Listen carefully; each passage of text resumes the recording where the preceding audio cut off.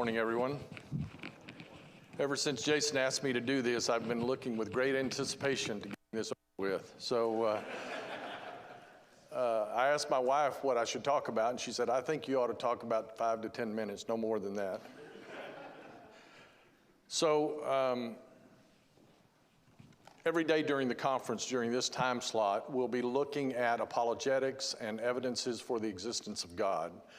And so this morning we're going to talk about God's incredible design in nature. And I did a similar introduction a couple of years ago, but for those who don't know or maybe weren't here, just briefly, if you're not familiar with Christian apologetics, that word apologetics comes from the Greek word apologia, which means to give a defense. And so in a Greek courtroom, a defendant would be called in, charges would be levied against that defendant, and then the defendant would be allowed to get up and give an apologia, a defense against those charges. And so it's to give an answer to an accusation. 1 Peter 3:15, but sanctify the Lord God in your heart, and be ready always to give an answer to every man that asketh you a reason of the hope that is in you with meekness and fear. And so as Christians, we are commanded to be prepared to give an answer to people who might question us about our beliefs. And of course, it can be anything that we believe. It can be God's plan of salvation. It can be the one true church. Someone might ask you, why does the Church of Christ not use mechanical instruments of music? Just almost anything that we believe. Obviously, all of those questions have biblical answers. And so for us, those should be easy answers. But occasionally, we'll have the opportunity to talk to or speak with an atheist or an agnostic. And in those cases, we can't necessarily begin with the Bible. They, of course, deny even the existence of God. They certainly don't accept the Bible as the inspired Word of God. And so, how do we engage them in a spiritual discussion? Well, a lot of times we have to use physical things to get them into that spiritual discussion. And so there are categories of apologetics that are used, or apologetics that are used that are categorized, if you will. And there's a long list of them, but kind of the most common ones are, say, the cosmological argument. The cosmological argument, for instance, is if something exists, it has to have been created. It has to have had a cause, a first cause, if you will. And so if you were looking at it as a syllogism, you might say the universe exists, so it must have had a cause. Of course, we know that that cause was God. The anthropological, the moral argument is another one. And so if you can ask an atheist, are there objective moral laws that exist? In other words, is it objectively wrong to take an innocent life? Is that objectively wrong?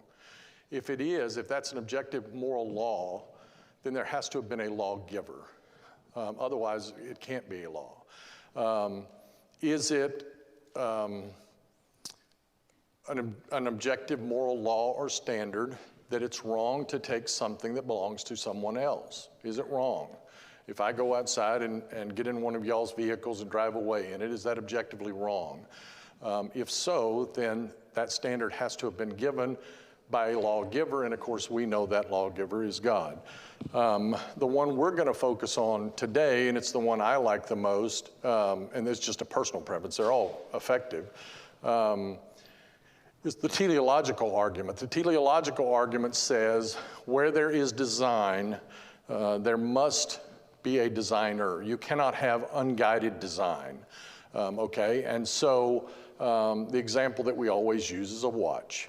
When you see a watch, you know that there was a watchmaker, okay?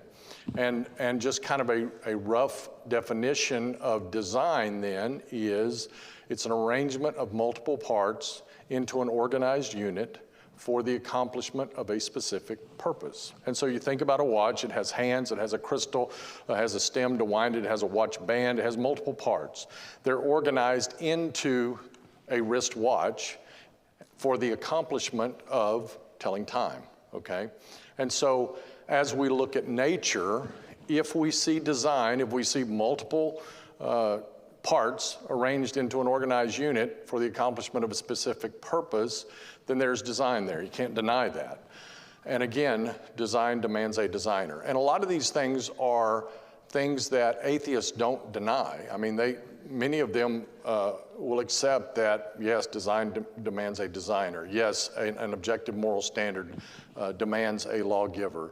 You know, that there has to be a first cause, that something can't just exist. There has to have been a cause. And so these can be very effective arguments when you get into a discussion with an atheist or an agnostic. Make sure I haven't covered anything. There was a philosopher named Francis Schaeffer that referred to apologetics as pre-evangelism. I agree with that in a sense. A lot of times we divide apologetics into deconstructive apologetics and constructive apologetics. Deconstructive apologetics are where you try to attack another person's worldview. So in the case of an atheist, that there is no God. Because if you can create doubt in their mind, if you can show them things like design in nature or an objective moral standard or those kinds of things and cause them to create, if you can create doubt in their mind about their worldview, then that's your door. That's the open door to step into. And then you try to use constructive apologetics to get them to consider a different worldview. In other words, the existence of God. And ultimately, you try to get them to the Bible, obviously, and convert them.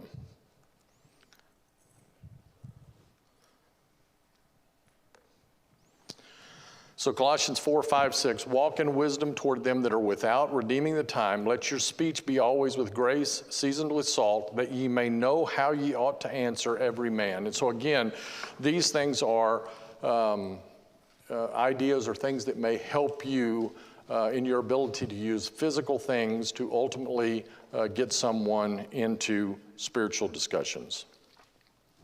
Romans 1:20. I love this verse because I think it makes it so plain, the position that people who deny God, the position that it puts them in. It says, for the invisible things of him, of God, from the creation of the world are clearly seen. It's clear, okay? If you'll just look around you, it's clear that God exists. Being understood by the things that are made. It's understood by creation. It's understood by everything we see around us. Even his eternal power and Godhead. You can see God's power just by looking at the material world, so that they are without excuse. They have no excuse. Creation screams for the existence of God. And I think what this verse basically says is that it takes a willful ignorance to deny the existence of God if you just look around at the creation that surrounds us. So when Jason asked me what my apologetic topic was going to be, I wasn't sure at the time exactly what I was going to do. Because if you think about it, if you think about design in nature, there are the topics are endless as far as our human minds go. And so there's lots of things we could have talked about. We could have talked about the ocean. Think about the ocean. 71% of the Earth's surface is covered by water, okay? There are estimated to be approximately 8.7 million plants, animals, and fungi on the Earth. Approximately 2.2 million of those are marine life. And so, there's so many things that we could talk about relative to the ocean and the biodiversity in the ocean. We could talk about this little guy. It's a dragonfish that uses bioluminescence to attract its prey. It basically can light up to attract prey. Incredible little animal. We could talk about, and I don't have this in the notes, but we could talk about camouflage. Camouflage is pretty incredible. There are different kinds of camouflage. You think about a polar bear. In essence, it is camouflaged on the Arctic tundra because of its white fur. There are seasonal camouflages. You know, you think about things like an Arctic fox that in the summer months is brown or black, and in the winter months is snowy white. So it changes seasonally. You think about things like an octopus that can change instantaneously to blend in with its surroundings. They have chromatophores, these little cells, and they're able to change their color to basically disguise themselves where they're almost imperceptible. Incredible design with that. We could talk about this little guy. It's a paddle flap scorpion fish, a really interesting little fish. It uses camouflage. In this particular picture, it's not camouflage, but it hides in pink coral and can catch prey as it swims by. Again, incredible design that we see in nature.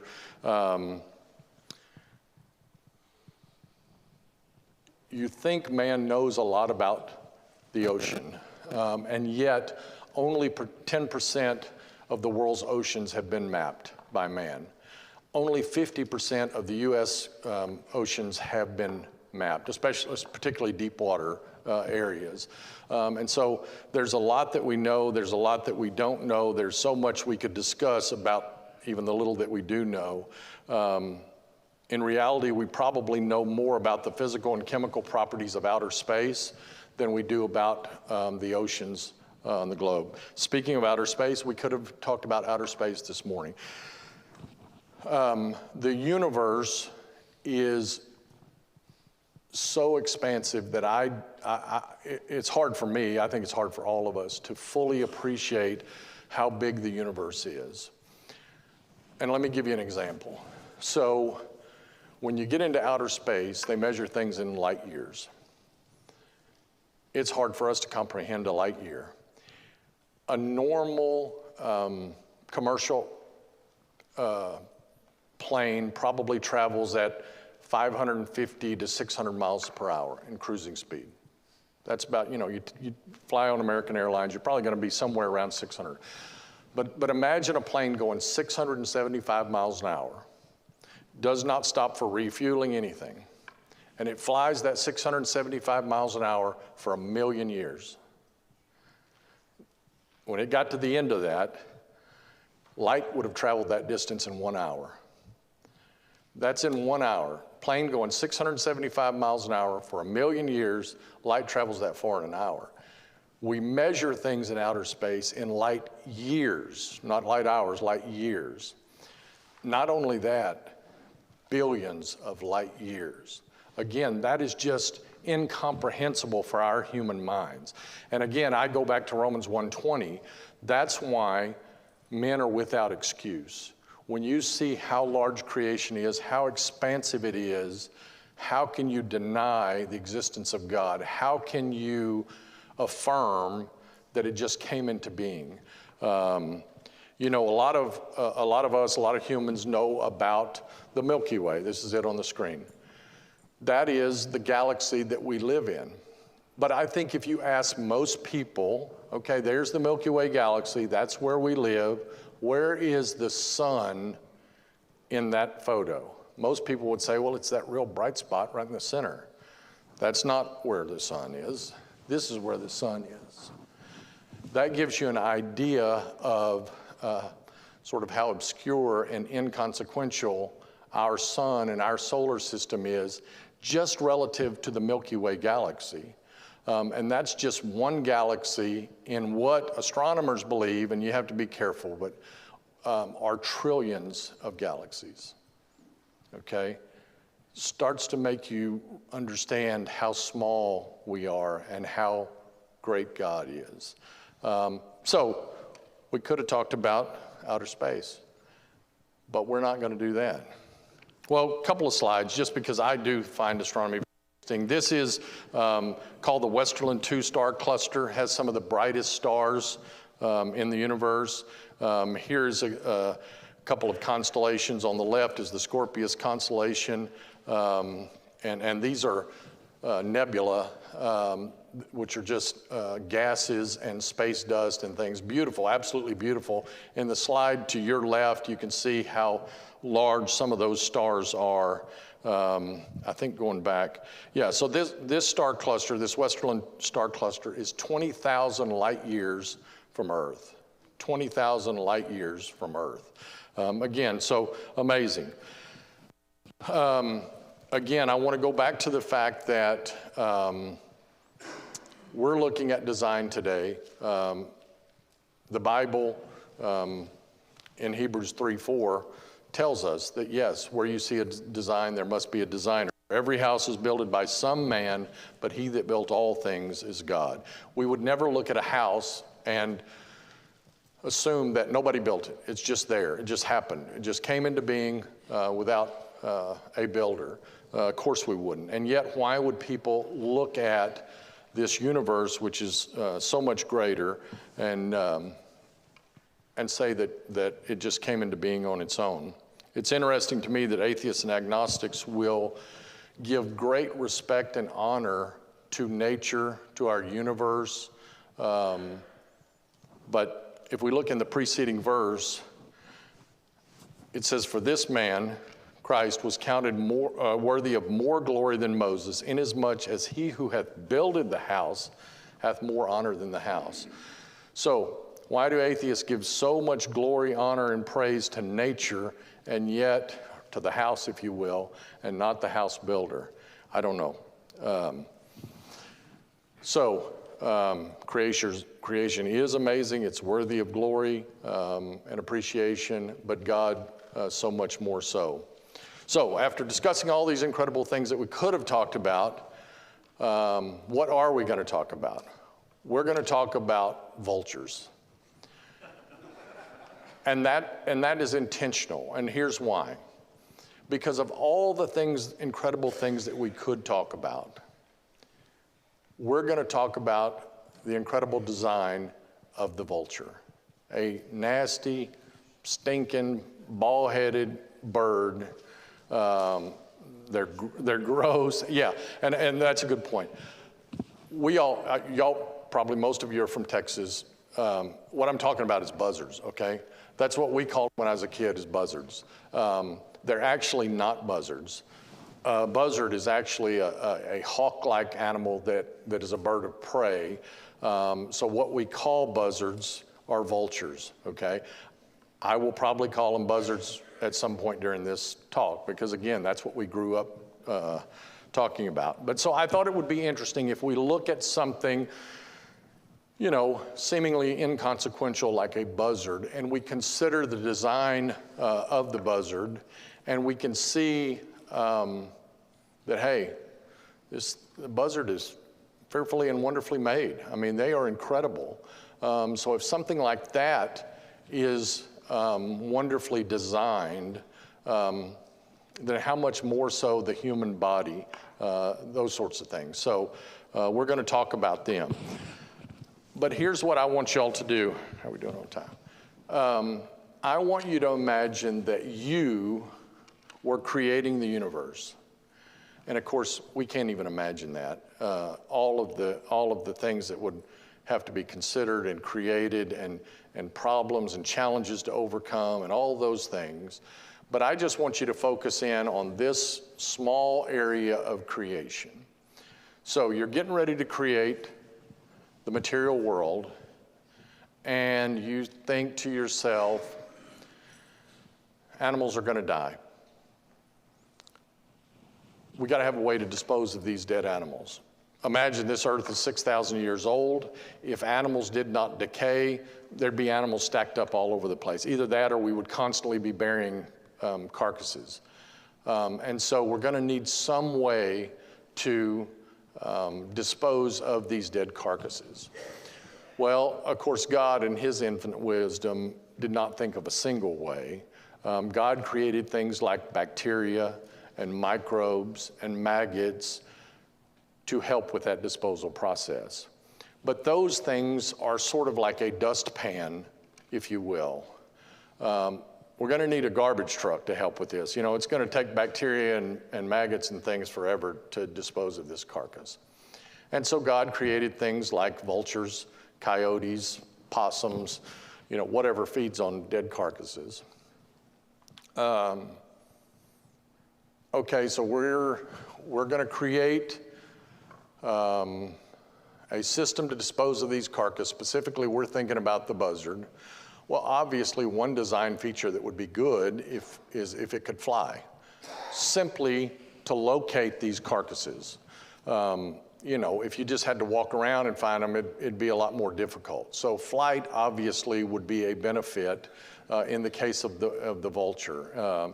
And God made them that way. They are able to fly. So again, do we see design when we look at the vulture?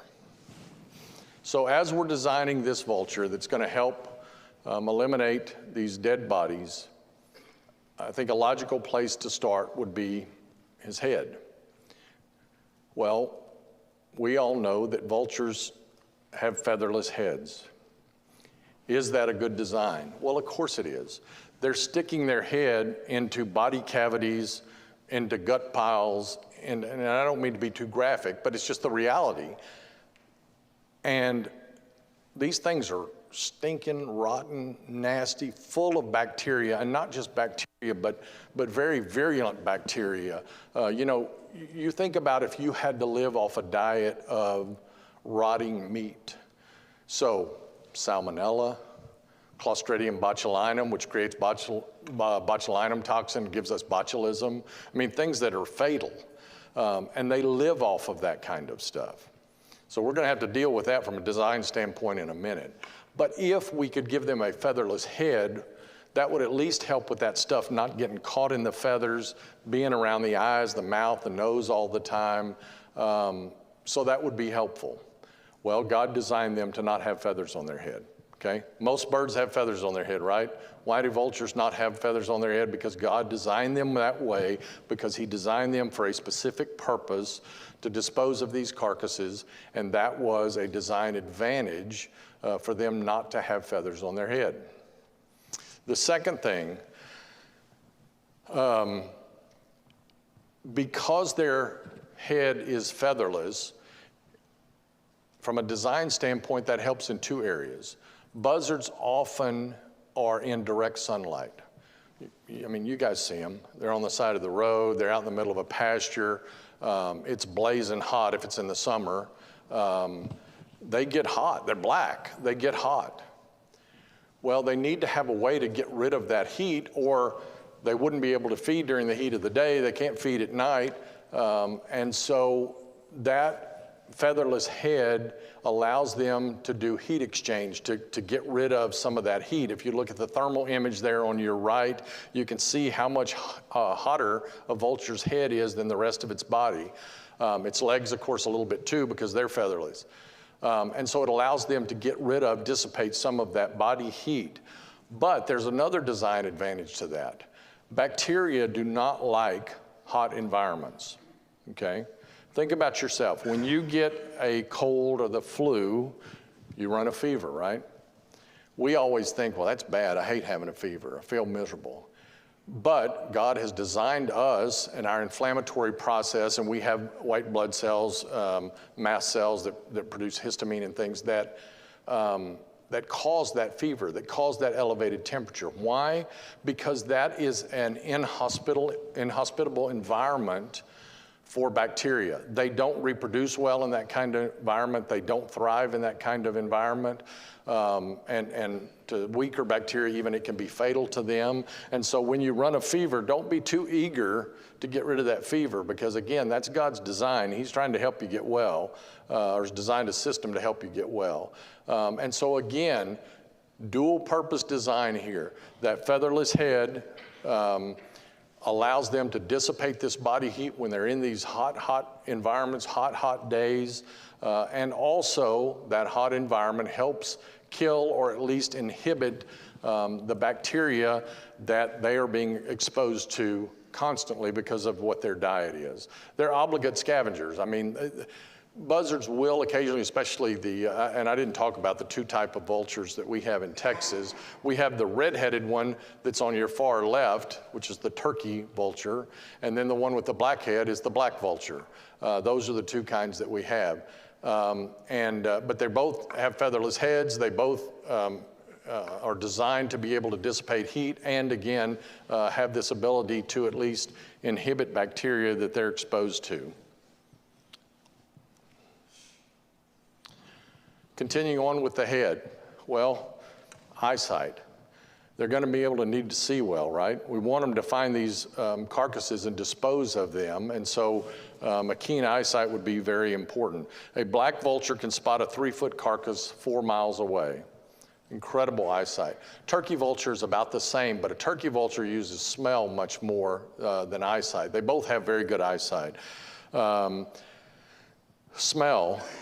Turkey vultures can detect scent of a dead animal up to 12 miles away.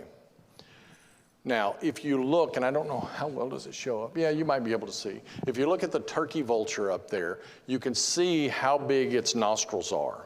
Very, very big. And at least at that portion of their skull, they don't have a nasal septum. You can see all the way through. It's basically like 2 funnels that just, are taking in smells and odors all the time, and that's why they are so good at being able to detect the scent of a dead carcass from so far away. If you look at the black vulture on your right, you probably can't even see its nostril slits. They're very, very small. Again, it relies almost exclusively on eyesight. However, behaviorally, if you will pay attention to this, turkey vultures usually find the carcass first because of their incredible smell. The black vultures will watch the turkey vultures, and then they'll follow them down. And to me, it's always been kind of sad. The turkey vultures are actually larger birds. The black vultures are smaller, but they're much more aggressive. The black vultures usually, they're very gregarious, and so you may see 30 black vultures and 1 turkey vulture there. And he'll be sitting way over to the side because the black vultures are very aggressive towards them. And so the turkey buzzard finds the thing. He may get to feed for a few minutes. The black vultures see him, and they come pouring in and push him to the side. So they do use each other, and they do work together, and they are technically cousins. But again, different design, even though we're talking, they're both vultures, but different design and wonderful design. So what about their feet? Well, they're going to be crawling in, on, around these dead carcasses. Again, having featherless feet is a design advantage so that stuff doesn't get stuck in their feathers and adhere to their feathers.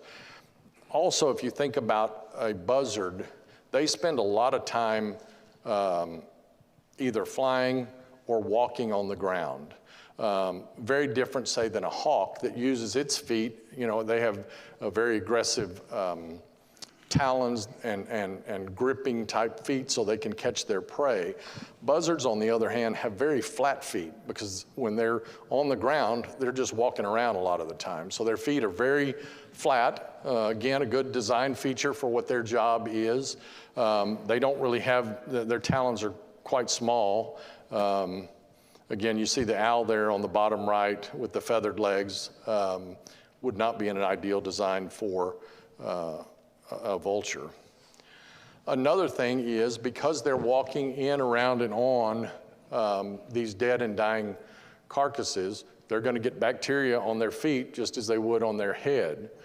And so would there be a design feature that could help with that? Again, help reduce bacteria, that sort of thing.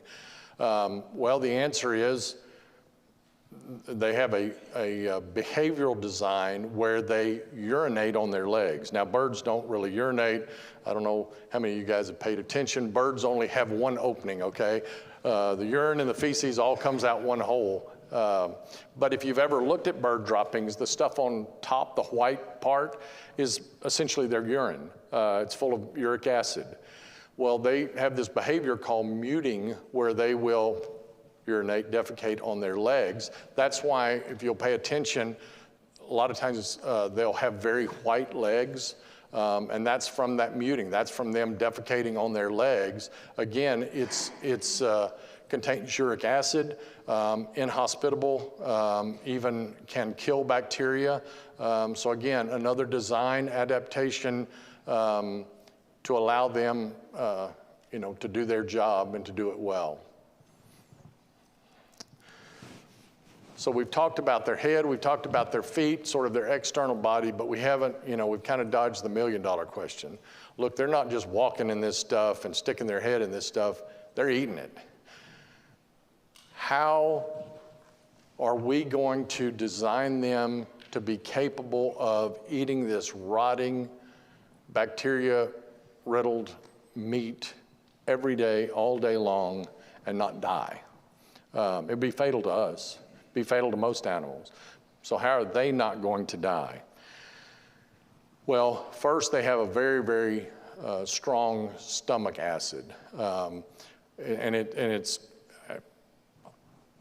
100 times stronger than ours. The pH of our stomach is about 2. I mean, our stomach's very. If any of you guys have acid reflux, that sort of thing, I mean, our stomach is. We have parietal cells that produce hydrochloric acid, and it's very, very caustic. Well, their acid content is 100 times greater.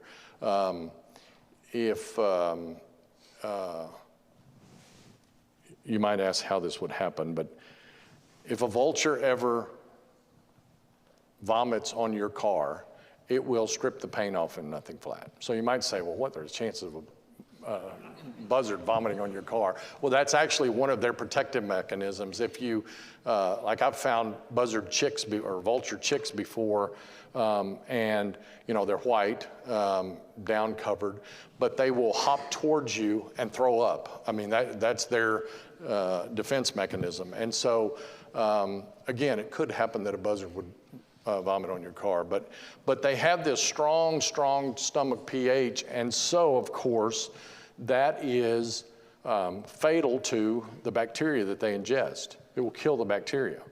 And that's why they don't get sick from it. They also have some natural immunity to some clostridial organisms, some fusobacterium, but a lot of it is just physical. It's just the acid in their stomach is so strong that it kills the bacteria before it can kill the vulture. But you might ask this question, well, wait a minute. I'm not the smartest guy in the world, but if that acid is that strong, why doesn't it eat through their stomach and their body and kill them? Well, again, it's a design feature. We have the design feature, although theirs is a little bit more elaborate. There are cells in their stomach, cells in our stomach, goblet cells that produce mucus. Those are mucus-producing cells. And so their stomach, as well as ours, is lined by a layer of mucus. And so the stomach cells themselves are never exposed to that acid. They're protected by that mucus layer. Same thing in the vulture, but as you can imagine, even stronger than us, because the acid's so much stronger that without that mucus layer, their stomach acid would be fatal to them. So again, that stomach acid kills pathogens like anthrax, botulism, rabies. Again, they're eating all of these kinds of things. They do have a tolerance for certain types of bacterial toxins. I mentioned Clostridium botulinum a while ago that causes botulism in us. They're resistant to that. They have been designed to be resistant to those kinds of things. And then they have an incredibly strong immune system, even stronger than ours. So anything that might get around these design features, the featherless head, their stomach acid, so on and so forth, they have an incredible immune system. So let's kind of go back to where we started. When we look at a buzzard, do we see design? Well, absolutely we do.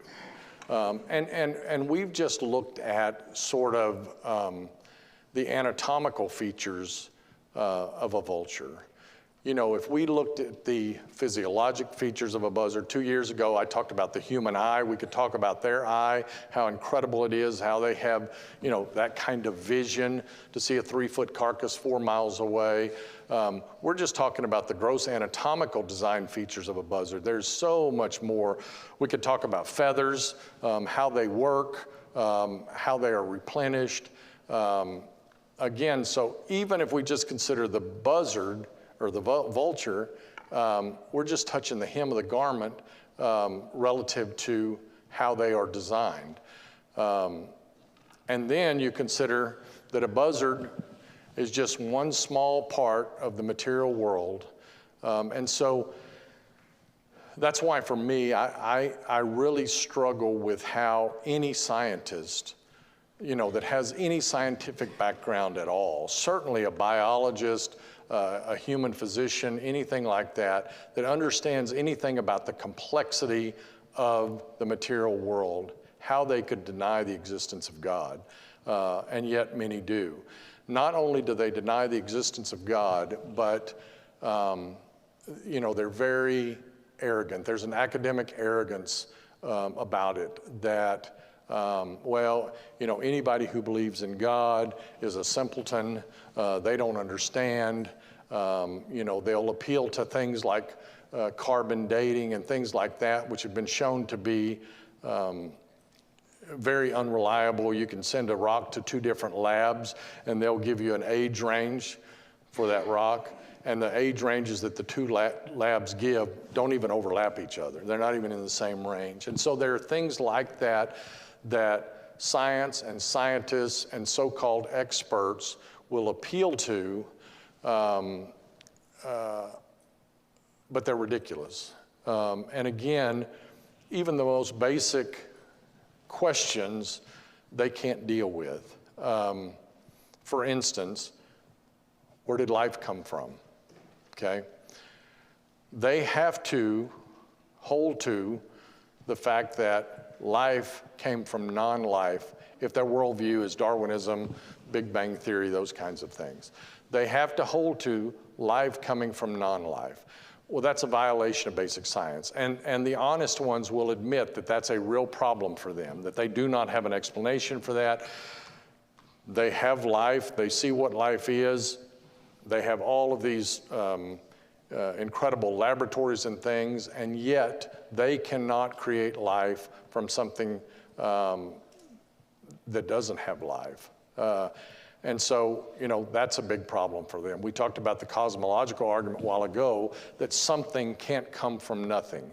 They understand that, and they understand that that's a real problem for them. And so I think we need to be more bold and not let them have that academic arrogance, because obviously they're not standing on truth. They bluster a lot, they're very highbrow, but they don't have the truth. And so we should not be hesitant to confront those things as they arise. Psalms 139:14, I will praise thee, for I am fearfully and wonderfully made. Marvelous are thy works, and that my soul knoweth right well. You can't deny the universe is marvelously made. You can't deny that God created it all, although there are men who will. That's what I have, Jason. Bet you'll never look at a buzzard and say, I was thinking as Dinc was doing this, you have, for the Waycaster again, book of Colossians has the smell of war. And then you have Dinc. You know what happens when a buzzard throws you? The truth is this. But McDonald is a retired